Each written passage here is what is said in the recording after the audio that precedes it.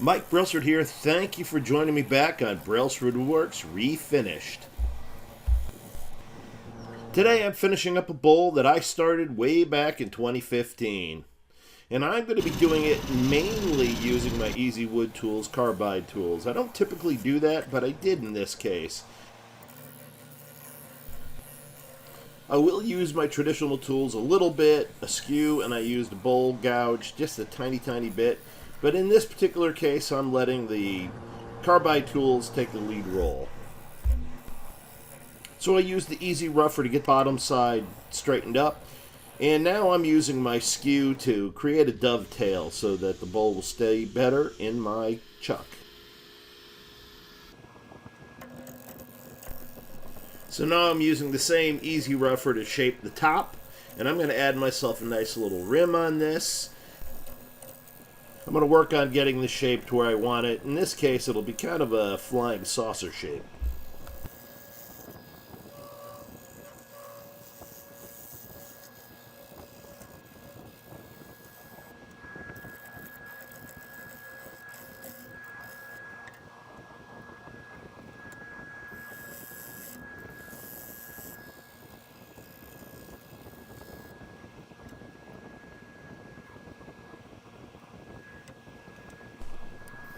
I'm going to use that bowl gouge just for a minute to help shape the top, but I'm going to go back to the Easy Rougher here in a minute.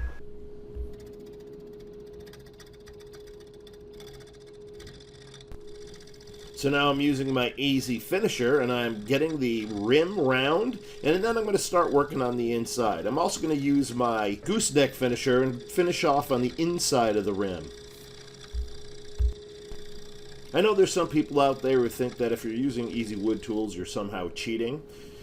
Well, all I can say about that, should you learn to use traditional tools? I guess if you want to, but if you are doing the craft and using the Easy Wood Tools, well, good for you. And if that's what you're comfortable with, stick with it. That's fine. Would I suggest you learn to use traditional tools? Absolutely. But it's not necessary. Alright, I'm using the gooseneck finisher right now, and I'm finishing off on the inside of the rim. Ashley Harwood has a video where she describes why traditional tools actually cut better than carbide tools. And if you watch it, you can get a good understanding. But again, it's not necessary. I will tell you, though, when it comes to hollowing, like I'm doing now behind the rim, the carbide tools really are the go-to tool for that, especially if you're doing deep hollow forms.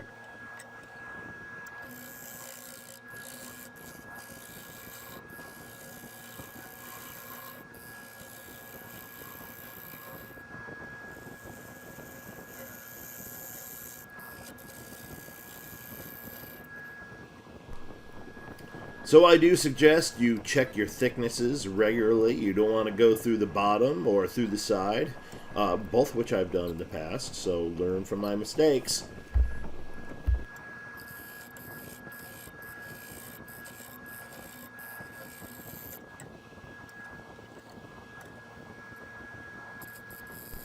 So I'm getting my walls down to about 3/8 of an inch thickness and the bottom to about 1/2 an inch.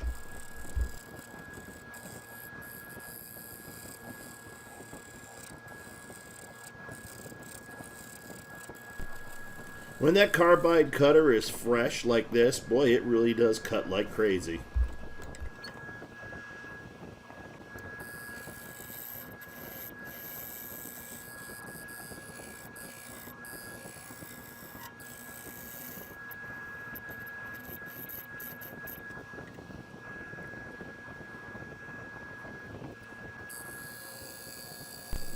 So I'm doing a little bit more with my traditional gouge, and that's my Ellsworth gouge. I really do love that tool, even though it's now too short for me to use.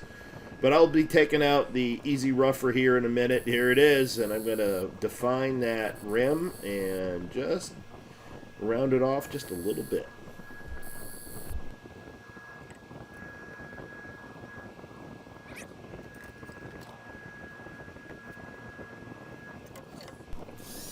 So I end up sanding up to 400 grit, and Bradford Pear, it is one of my favorite woods to turn. It finishes like glass. It is really, really spectacular.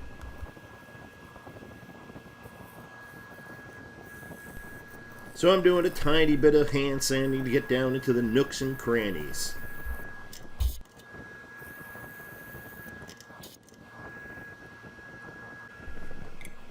So the only finish I did on this was a wax finish, and I used Minwax finishing wax, and I used the natural color here, and that's all it's going to get, and it will take a shine like you wouldn't believe.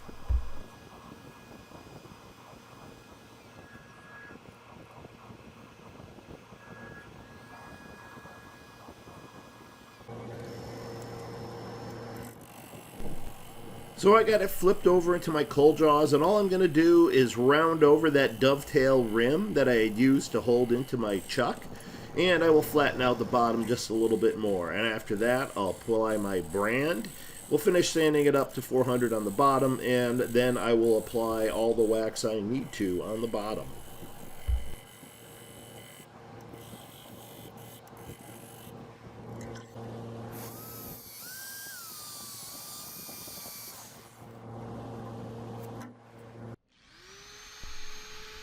So there's the brand, and here comes the wax on the bottom.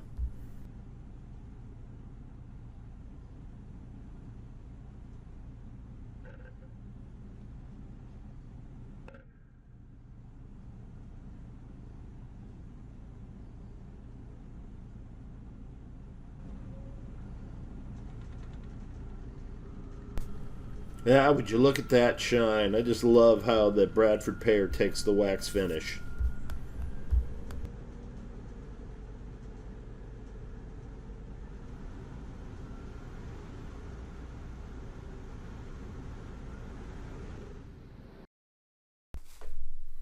Okay, that's it for today. I hope you like it. Please join me back on Brailsford Woodworks Refinished.